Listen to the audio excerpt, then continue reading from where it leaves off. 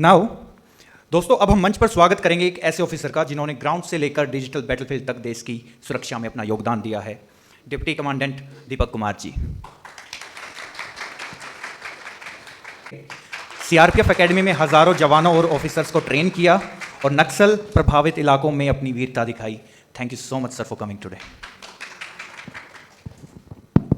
Good evening to all. कैसे हैं आप लोग? मैं दो बात के ऊपर मैं आपको ध्यान देना चाहूँगा, चूँकि 4000 से ज़्यादा ऑफिसर्स को मैंने ट्रेनिंग दी है सीआरपीएफ एकेडमी में, और मैं खुशनसीब हूँ कि मेरे सामने मेरे डायरेक्टर श्री HR सिंह साहब यहाँ पे प्रेजेंट हैं।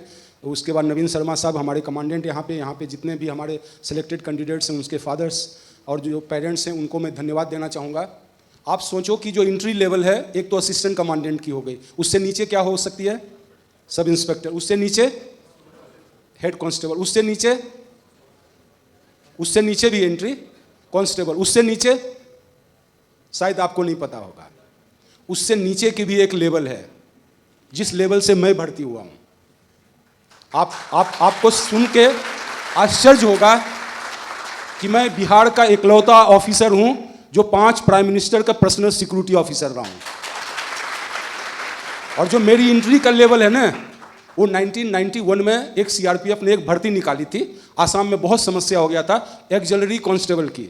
मुझे एक्सिलरी का लिखना भी नहीं आता था। अगर एक्सिलरी इंग्लिश में बोलता लिखो तो मुझे लिखना भी नहीं आता था। भर्ती हो रही है, दौड़ने के लिए चला गया, भर्ती हो गया। जब 1 महीने की सैलरी आई तो पता चला भैया पर डे अगर आप नौकरी करोगे तो 37.5 रुपये आपको मिलेंगे, 37.5, और छुट्टी ले लिया तो पैसा कट जाएगा। 200-300 खाने के लिए मेरे कट जाते थे, तो 700-800 रुपया मेरे हाथ में आता था। ठीक है, ये है सच्चाई। सोचो कि एक बंदा जो हिंदुस्तान के सबसे लोअर पोजीशंस पे भर्ती होके और 5 प्राइम मिनिस्टर का पर्सनल सिक्योरिटी ऑफिसर बन सकता है, 5000 से ज्यादा डायरेक्टली अपॉइंटेड गस्टेड ऑफिसर्स को ट्रेनिंग दे सकता है, और लास्ट 7 साल से पूरे हिंदुस्तान की साइबर क्राइम की एक अकेला कॉन्टेक्ट पॉइंट हूं, पूरे हिंदुस्तान की। तो ये जो सीएपीएफ है ना, इससे बड़ी प्लेटफॉर्म दुनिया में कुछ भी नहीं है।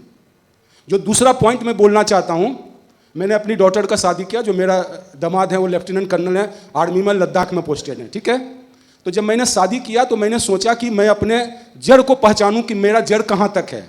तो मैं 3-4 कुर्सी तक ही जा पाया, जिसको 4 फादर्स बोलते हो। मेरे दादाजी, उनके पिताजी, उससे आगे का पता नहीं है। तो मैंने फादर से पूछा भाई आगे कुछ तो होगा? बोला नहीं कुछ नहीं, बस इतना ही है।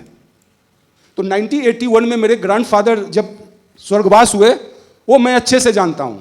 तो मैं बड़ा मुश्किल से 4-5 साल लगाया कि मैं अपनी जड़ तक जाऊं, तो 5-6 जड़ और ऊपर चला गया। तो अगर उस पीरियड की कैलकुलेशन करूं तो अराउंड 300 ईयर्स होते हैं।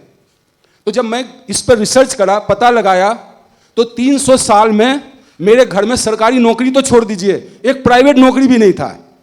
अब आप सोच सकते हो कि सरकारी नौकरी तो बहुत दूर की चीज है, असिस्टेंट कमांडेंट तो मतलब सोच ही नहीं सकते हो। तो 300 साल में अगर मेरे घर में कोई प्राइवेट सर्विस भी नहीं है, और आज मैं 1991 में 17 सितंबर, ये मेरे लिए ये महीना बहुत लकी महीना है, क्योंकि 17 सितंबर विश्वकर्मा पूजा होता है, और उसी दिन मैंने सीआरपीएफ को ज्वाइन किया। तो एक एक्सिलरी कांस्टेबल अगर 1991 में ज्वाइन करता है और आज 2025 है, आज मेरे घर में आर्मी के 2 ऑफिसर्स, सीआरपीएफ के 3 ऑफिसर्स, बीएसएफ के 1 ऑफिसर्स, आईटीबीपी के 1 ऑफिसर्स, एमबीबीएस 1, आईआईटीएन 1, एक भी सिंगल बंदा मेरे घर में नहीं है जो खेती करने वाला हो। एक सिंगल बंदा मेरे घर में नहीं है जो खेती करने वाला हो, या तो सेंट्रल गवर्नमेंट में या स्टेट गवर्नमेंट में। और मैं पहला खानदान का पहला बंदा हूं जो मैट्रिक पास करने वाला हूं। जो पहली मैट्रिक की एग्जाम हुई ना, उसमें मैं फेल हो गया। फेल क्यों हो गया? क्योंकि जो बिहार से हैं, इसमें बिहार से हैं, बिहार में छठ पूजा में पतंगबाजी बहुत होती है। तो आज से 30-35 साल तो पागलपन होता है पतंगबाजी का। तो मेरा मेन एग्जाम है और मैं पतंग ही उड़ाता रहा, और टाइम कब निकल गया मुझे पता नहीं चला। मैं झूठ मूठ के दादाजी को बोला, क्योंकि दादाजी के साथ रहता था, बेटा तेरा कैसा एग्जाम गया? मैंने बोला दादाजी बहुत बढ़िया एग्जाम गया। शाबाश बेटा। उस समय 1 रुपया का टोकन होता, वो पकड़ा दिया, रिजल्ट आया फेल। तो मेरे एक रिलेटिव, मेरे मौसा जी थे, वो पटना में बैंक मैनेजर थे एसबीआई में। बोला भाई मेरा खानदान का ये पहला पोता है, बाकी का जनरेशन तो खत्म हो जाएगा, तो इसको ऐसा करो, इसको पटना भेजो। तो मुझे पटना भेजा गया। वहां पे मेरी जिंदगी की पहली जो लड़ाई थी ना, किसी तरह से मैं बोर्ड एग्जाम पास करूं, और सब लोग बोलते थे तेरा हाइट अच्छा, तू सिपाही बन जाएगा। तो मुझे सिपाही से आगे की बात ही नहीं थी। आप समझ सकते हैं ना, सिपाही से आगे की सोच ही नहीं थी। तो आप समझो कि आपके सामने एक जीता जाता उदाहरण यहां पे बैठे हुए एडीजी श्री एचआर सिंह साहब, अगर एक असिस्टेंट कमांडेंट से भर्ती होके अगर एडीजी रैंक तक ये जा सकते हैं, एक ही पोस्ट तो ऊपर है ना। अगर सुप्रीम कोर्ट बोल रहा कि आईपीएस ऑफिसर्स की जो हमारी जो सीएपीएफ में जो पोजीशन है उसको 2 साल में खत्म करो, तो कल को डीजी भी बनेंगे। तो आप समझिए कि हिंदुस्तान के सबसे टॉप पोस्ट के ऊपर आप जा सकते हो। और दूसरी बात जो मैं आपको बताना चाहूंगा, मेरे सामने सर सीआरपीएफ एकेडमी से रिटायर्ड हुए, सर भी द्वारका में रहते थे, मैं भी द्वारका में रहता हूं। तो मैं सोचा कि अगर मैं सर को एकम्पनी करके द्वारका में लाऊंगा तो 1-2 दिन की मुझे छुट्टी मिल जाएगी, क्योंकि भाई डायरेक्टर साहब को लेके जा रहा हूं। तो मैं डायरेक्टर साहब को लेकर आ गया। सारा सामान इनका जब डाला घर में, तो जब इन्होंने चाय नाश्ता कराने के बाद जब मैं वापस आने लगा तो इन्होंने बोला दीपक रुको, ये एक सामान जो तुम मुझे दे रहे हो ना, ये मेरा सामान नहीं, ये फालतू का सामान है। वो सामान क्या था? वो सामान था एक छतरी। क्योंकि जब आउटडोर ट्रेनिंग होती है तो हम लोग जंगल में ट्रेनिंग करते हैं। तो मैंने सर के लिए एक ऐसी छतरी खरीदा था जो रात में टॉर्च का भी काम करे और स्टिक का भी काम करे। तो ये छतरी इन्होंने मुझे वापस किया कि तुम जब एकेडमी जाना तो ये छतरी तुम वापस करना। तो ये होती है ईमानदारी। हमने महात्मा गांधी को नहीं देखा, लेकिन यहां पे जो इंसान बैठे हैं उस इंसान की इंसानियत को मैंने देखा है। तो मैं आप सभी को शुभकामनाएं देना चाहूंगा कि एक बंदा जो कि सीएपीएफ की सबसे लोअर लेवल पे पहुंच ज्वाइन करके आज यहां तक आ गए, जो हमें काम करने का मौका मिला। हिंदुस्तान के जो सबसे बड़ा अमीर आदमी उसका नाम बताइए। अनिल अंबानी हो सकता है, मुकेश अंबानी हो सकता है, अदानी हो सकते हैं। जितने लोगों का मैंने नाम लिया, हर आदमी की सुरक्षा में हमारा आदमी है, समझ रहे हो। और उसकी सैलरी 5-5 लाख 10-10 लाख रुपया है।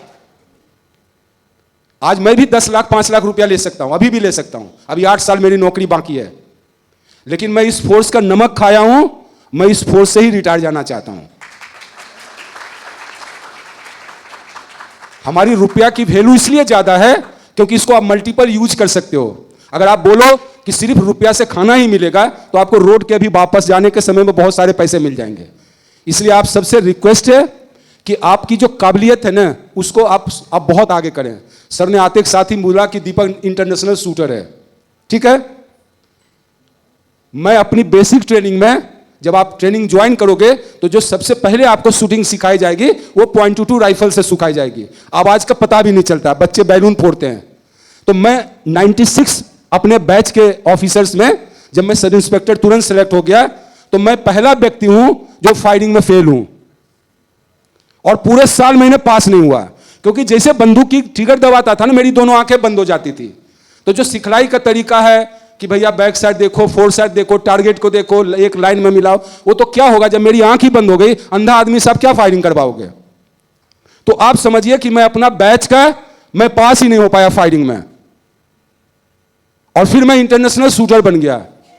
देश को यूक्रेन में 3 मेडल लेके दिए, 13 साल प्रधानमंत्री सुरक्षा में रहा, एसपीजी में हजारों ऑफिसर्स को ट्रेनिंग दिया, वो चाहे 1975 बैच से लेकर आप जितना बैच समझ लीजिए। तो आप समझो एक अंधा व्यक्ति अगर इंटरनेशनल शूटर बन सकता है, तो हम तो दोनों सब लोग जो इधर बैठे सब आंख वाला है। हमारे लिए दुनिया कुछ भी कमी नहीं है, क्योंकि ये जो गुरु है ना, ये गुरु ही है जो आपकी आंखें को खोल सकता है। क्योंकि जब आप शूटिंग करने जाओगे तो आपके बैरल के सामने कोई बंदा नहीं रहेगा, जो भी ट्रेनिंग देता है वो आपके पीछे से देता है। तो जो इंडिविजुअल है क्या गलती कर रहा है वो नहीं बता पा रहे हैं।